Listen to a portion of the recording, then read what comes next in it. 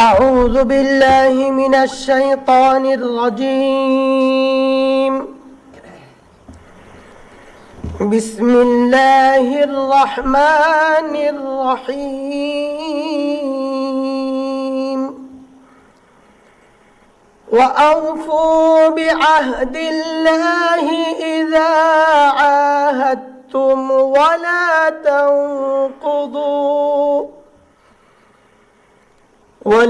تنقضوا الأيمان بعد توكيدها وقد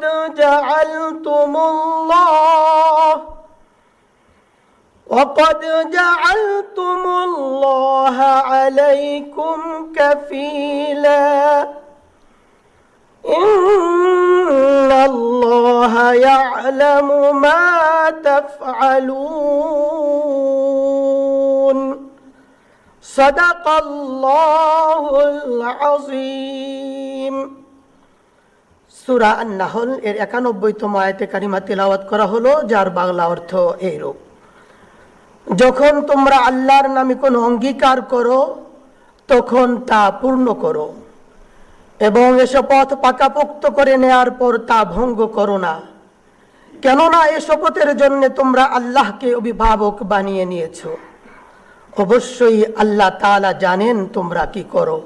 বারাকাল্লাহু লানা ওয়া লাকুম ফিল কুরআনিল আযীম। আসসালামু আলাইকুম ওয়া রাহমাতুল্লাহ।